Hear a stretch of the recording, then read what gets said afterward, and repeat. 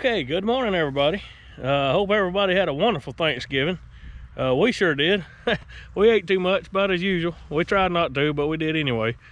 Today, Sarah Beth, my youngest, and I are going to be going over stiff tongue wagons versus a drop tongue wagon. We just kind of want to give you a little info on these. I know probably some of you from up north or maybe even out west never been around stiff tongue wagons a lot. They're more popular down in the southeastern United States, and for a few reasons, and we're going to go into that here in just a minute.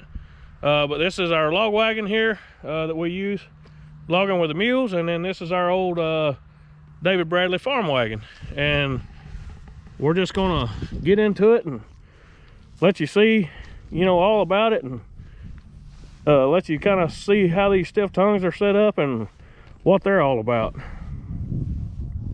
Okay, so first thing I'm gonna do, y'all, I'm gonna show you the framing underneath these wagons so you can kind of understand how this stiff tongue deal works. And on the log wagon here, you can see it a lot better than you can on the farm wagon, because the farm wagon's got the box on it. But that's okay, I'll show you underneath it here in just a minute. Okay, so these things right up here where your tongue goes in, right in here, these things are called the hounds, and they go back at a V. Let me get right here. They go back at a V underneath the front bolster, and my shadow's probably messing y'all up there, but anyway, they go back under the front bolster here, and they come all the way back and make this triangle type shape, and it rides under the center pole here. And of course I've got a wear plate on my log wagon here, so it won't wear into the pipe, but basically whenever you move the tongue out there, when that tongue moves this way and that way, this will go, you know, side to side, and it rides on that pole right there in the middle, and that's what keeps our tongue up out there in the end. And we're going to show you that in just a second. Okay, so now I got Sarah Beth out on the end of the tongue, and she's going to turn the tongue to the right, and I'm going to show y'all what happens back here. Go ahead, Sarah Beth, push it hard. Okay, see how that A-frame there rides on that pole? Sarah Beth, go back to the left now. Alrighty. Come on around to the left a little more and show them. Okay, that's good. And right up under here in the center, there's a pin that goes up through the bottom, and I'm sure y'all probably can't see it as good. And on this log wagon, it comes up to right in there, and it's got nuts on it. And here's your fifth wheel that it rotates on. The log wagon is just a little bit different because we don't want the front bolster turning. We want it to stay stationary to line up with the back one, which is kind of what the same thing does on this farm wagon. It does the same thing because of the box, but this one has got these braces on it here that keeps it from turning, because it could turn, you know, when you empty it would just rotate because it don't have nothing across it to hold it. Now this farm wagon, on the other hand, it's a little different because it's got a box on it. But if y'all can look under there, see, here's part of the hounds. This is the rear section of the hounds.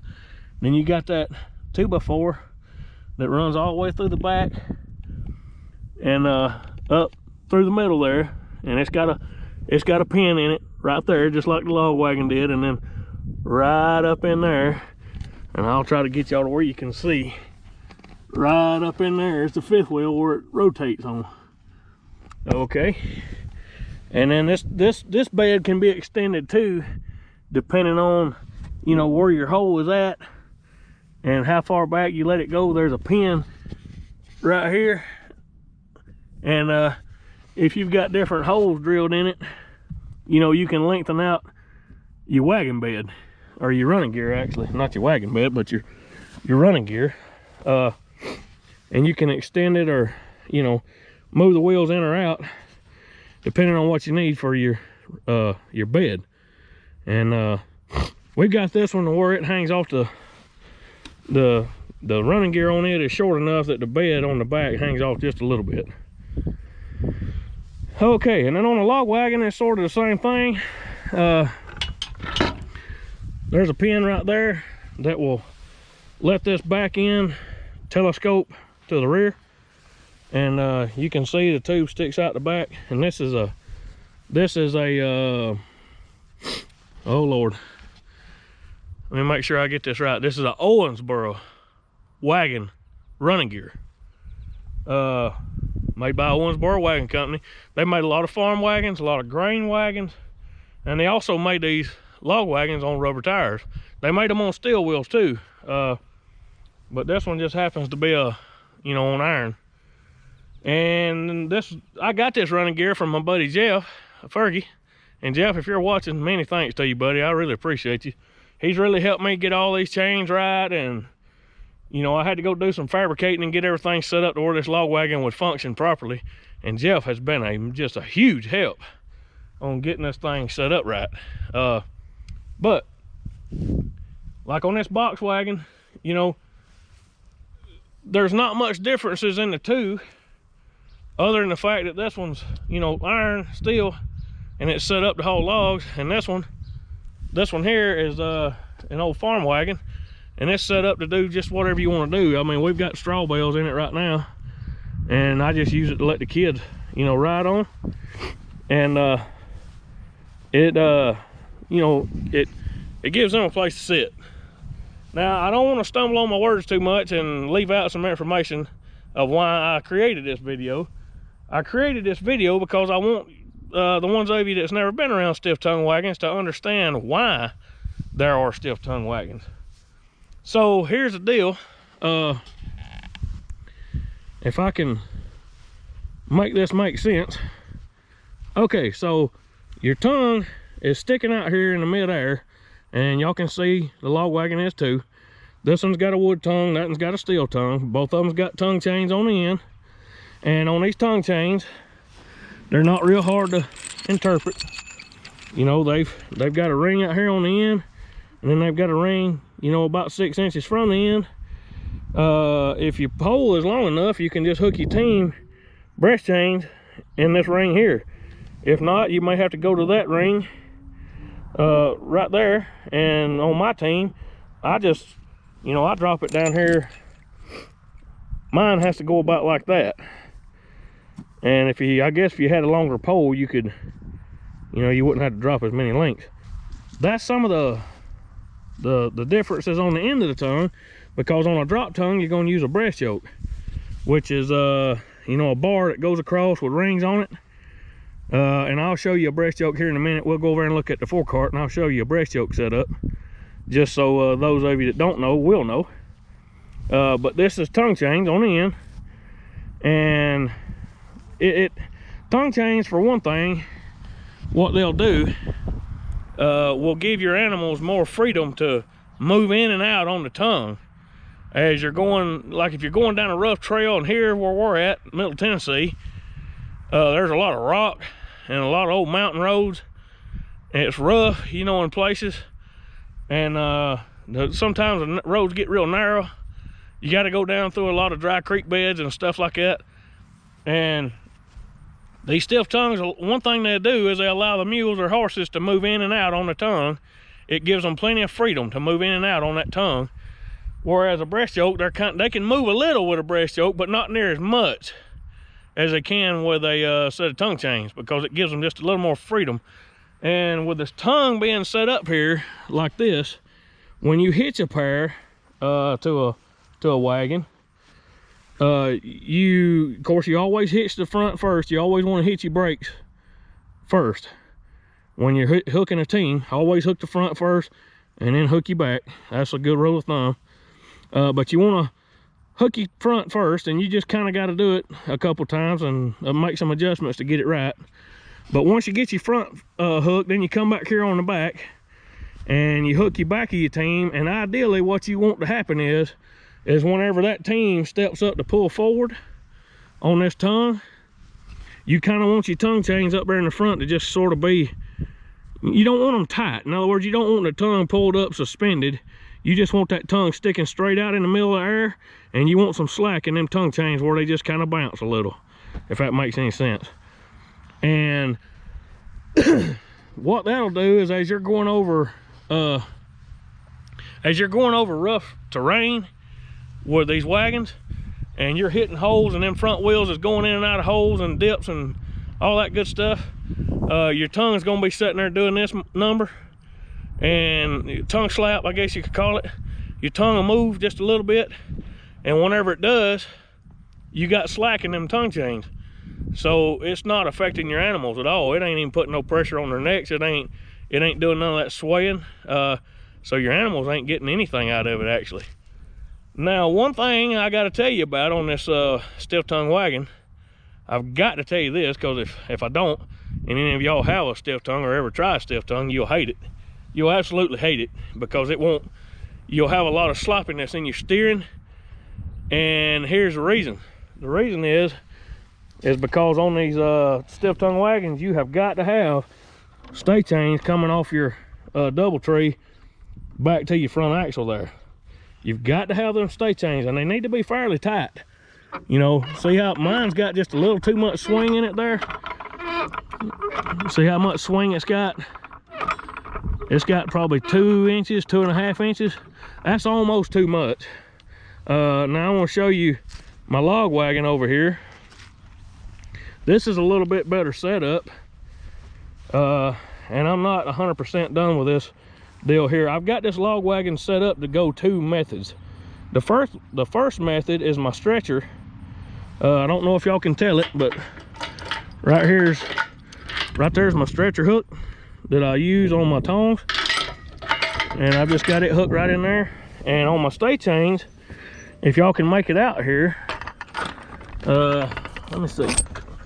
On my stay chains, I've just got a hook welded on it, or made. And I got these hooks from a blacksmith buddy of mine, Jason Hubbard, up in West Virginia.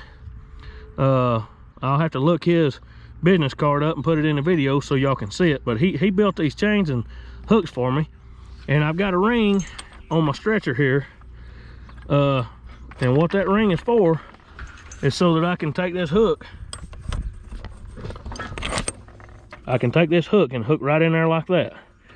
And then whenever I'm using my mules to log with, I can just come up here and step them over the tongue.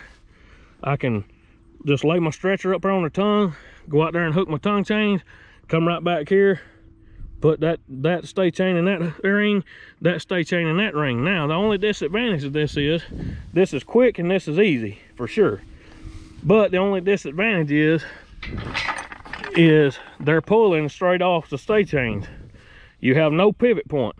Now on a stretcher, you don't really have a pivot point either. You just, you know, your hook here is the pivot point, but it makes a V, if you will. It makes a V back there to it.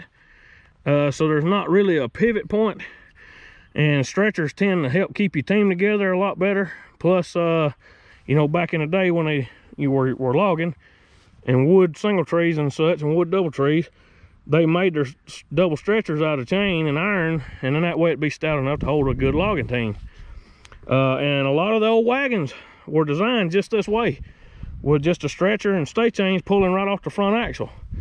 But the reason why I want to show y'all this, and I've got another method that I can use. I've got this wagon set up to where I can go either this route with the stretcher, or I can go another route, which is this here. I'll just go ahead and show it to you. This is a double tree, and it's got these buckhead hooks on it right there. It's got these buckhead hooks on it so that I can take my single trees on and off and put them on the double tree here. And right here on my stretcher, Jason made these fancy hooks for me. If I can get it to work right, there we go. All right, see, it just single tree comes right off, and then when you get ready to put it back on, you just hook it right back on there. and it's got that corkscrew type design to where your single trays will fit on and off. But anyway, now I can show you a little bit better on this. The stay chains, when they pulling off the stay chains, like this here would be pulling completely off the stay chains. There's no pivot point at all. It's gonna keep that tongue straight. You ain't gonna get none of this right here, and the tongue ain't gonna drift on you.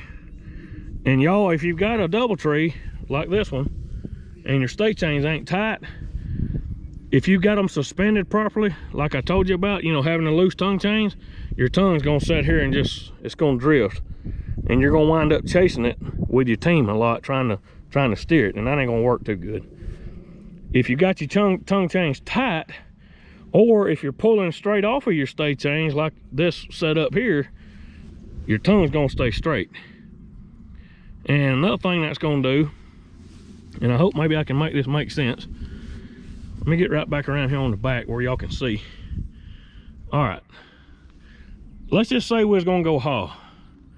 Okay, so you got this animal over here is gonna step around to the left, right?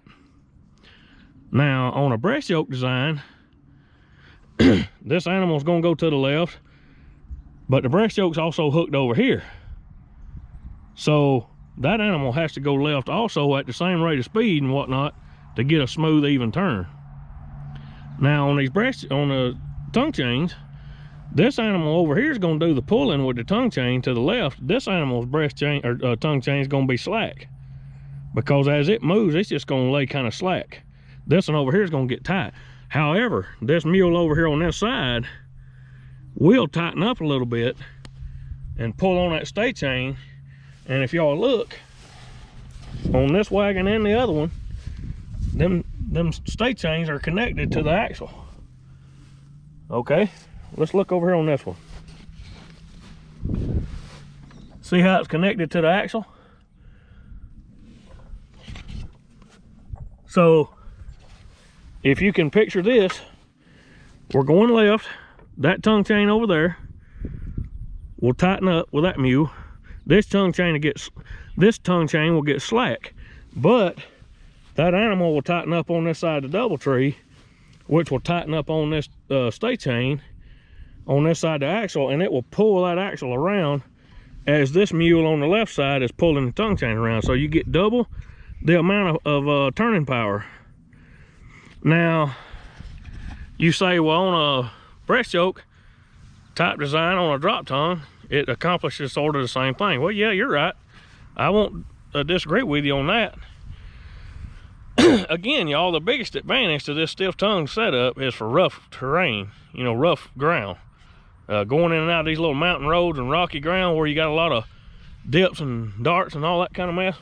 That's where this type design really shines, because you get all that tongue slap from them front wheels falling in holes and hitting rocks and whatnot, and your tongue goes to doing this and that, and it doesn't affect the mules at all. There's no effect at all on the mules or the horses, because the tongue is just sort of out there in midair. And again, if you've got your tongue chains tight, or excuse me, sorry, if you've got your stay chains tight, then your mules or horses is primarily pulling off of your front axle, which is going to keep that, even if they're going in and out of holes and whatnot, it's still going to keep that tongue straight, stuck out, if that makes any sense. Now, let's go back to this for just a second. And I'm not really going over the log wagon per se today. We'll save this video for another day. I just kind of want to show you, you know, you can see things on this log wagon better than you can on this old farm wagon. And I love this old farm wagon. We take it out and go to town with it some, and it's a good old wagon. We got it out here in the yard here a while back and oiled it. And there's Sarah Beth over there. She's playing with the colt. We got it out and oiled it, and a good friend of mine, Todd Turner, he actually rebuilt the bed for me on it and done a real good job on it. I'm really thankful for that, Todd. If you're watching, thank you. But I just kind of want to go over a little bit on these stiff tongue wagons and show y'all a little bit about them. You know, like this is an old iron tired wagon, what we call them down here. I'm sure other people in other places call them different things, but I wanted y'all to be able to see the structure of how these stiff tongue wagons, you know, how the tongue stays stuck out. Oh, and something else I need to tell you about. Sarah Beth, come help me just a minute.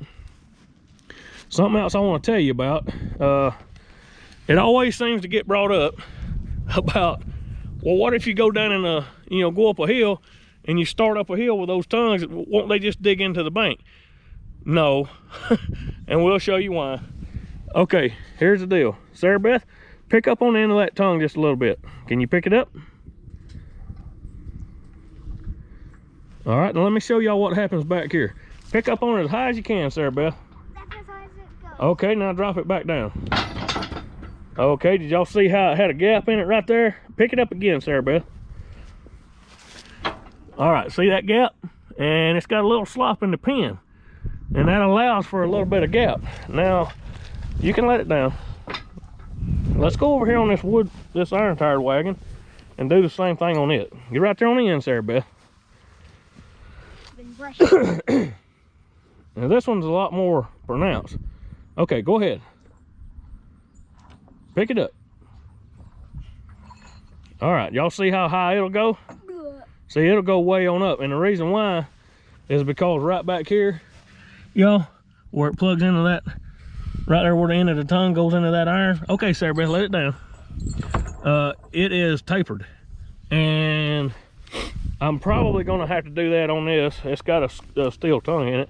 And I'm probably gonna have to do a little bit of finagling to get it like that too, because I really don't have enough. Let me get back around here and I'll show you. I don't have enough. I mean, I do got some, if y'all can see it. See, it does move up. It just catches it on the way down. You know, you got some freedom going up, you just don't have none going down, if that makes any sense. So my point is whenever you come to a you know, starting up a grade or a hill, ditch, whatever, you know, as the mules go up, their tongue chains on their breast chains on their harness will get tight and it'll pick the tongue up. And then once, you know, by then the wheels is already starting to climb, so you don't dig into a bank. I mean, that's a I mean, I guess you could if it went up a steep enough bank. I guess it is possible, so I won't say you won't. But we got a lot of hills around here and it's never been a problem, and everybody around here uses stiff tongue wagons. It always has. Don't sit on it now. So I had to tell you that. Now the next thing we're going to do is walk over here and we're going to look at this forecart and the breast yoke, and I want to show y'all that, so the ones of you that's never seen a breast yoke, you'll know the difference between tongue chains and a breast yoke setup. Okay, now here we are with the forecart, and we don't have a drop tongue wagon, or I would just parked it out there beside it and I showed y'all the difference right there, right then and there.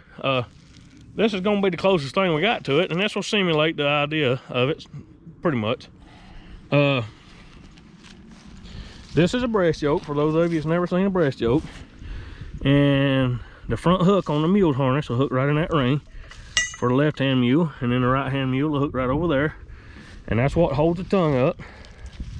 Now, one of the differences on this forecart versus an actual wagon tongue, this forecart, you know, you're gonna have all that weight that's forward of this axle forward. All that weight is gonna be on the mule's necks. And that's why the seat here is set kind of behind the axle. And I always try to set the furthest to the rear as I can too, because it helps offset the weight on the mule's neck. Now on a wagon, you ain't gonna have that. You know, you're just gonna have the weight of a tongue. And as far as tongue weight is concerned, y'all, on a drop tongue versus a stiff tongue, it's very negligible. In fact, I know some people on drop tongue wagons that have put springs on it and adjusted those springs to where the tongues, you know, have very little to no weight. So there's not really a big deal on tongue weight as far as drop tongue versus stiff tongue. The biggest thing is the movement you get in the tongue left or right over rough terrain. And the rougher the ground, the more the stiff tongue wagon will shine. As far as holding a load back, you do have a rotating moment, You know, that tongue will move up and down. I have found it not to be a big deal. Either way, with a stiff tongue or a drop tongue, your harness on your mules or horses has to kind of be set up for both types of tongue chains versus a drop tongue. You know, on a breast yoke, you have got to have on their harness, you have got to have a under harness martingale type design to keep it from swinging too far forward and going straight up in the air. I'm just exaggerating there, but you see what I'm saying, the tongue going too far up, because you will get that if you don't have that third.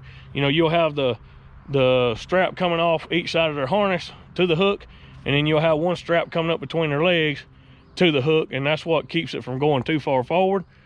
On my harness, I've just got slider breast chains with a slider hook on it, and it slides left and right. And on that stiff tongue wagon, that's fine, because that stiff tongue ain't gonna go, you know, it ain't gonna go very high no way. So it don't really matter on that part. Now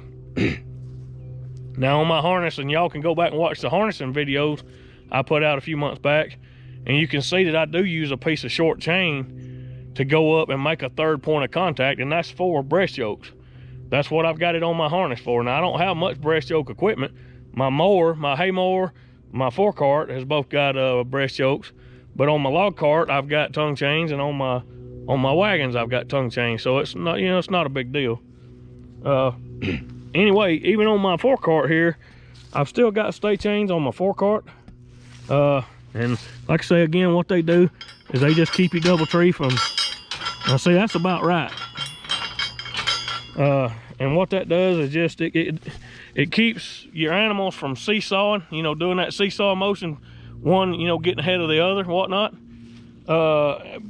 And two, whenever they're turning, I use my forecart for training a lot. So when they're turning and I'm teaching them how to fan, like I showed y'all the other day on that single working video we done, when I'm teaching them how to fan, those stay chains will keep them right together and will let them fan around left and right in a more fluid, prettier type motion. And when that right, like if you're going left, same thing, and out here on the end, your left hand mule starts hawing and pulling to the left. The difference is with that breast yoke is your right hand mule has got to go with it at the same rate of speed, or you're going to get a little mismatch in the power as far as how they're turning there. Again, the same thing can happen with stay chains though. Your right hand mule tightens up a little on that stay chain and helps pull that axle around. And on this forecart, you just got one single point of, you just got a single point. And the same thing like on the log cart, same type of deal. The wagon, it just helps you get the front axle turned around. And if you got a big load on it, like on that log wagon, you know, you got 400 or 500 feet of hardwood timber on that log wagon, that front axle can be hard to turn. So having that tongue chain, having that one mule being able to pull on that tongue chain to the left, and then having your opposite mule being able to step forward and tighten up on the stay chain, it really helps get that tongue pushed around and pulled around. So I say all that to say this: if you're going to run a stiff tongue wagon, which is, there's nothing wrong with them, they're great, especially if you live in places like we live that's rough ground. You just need to have stay chains on your wagon and make sure they're fairly tight.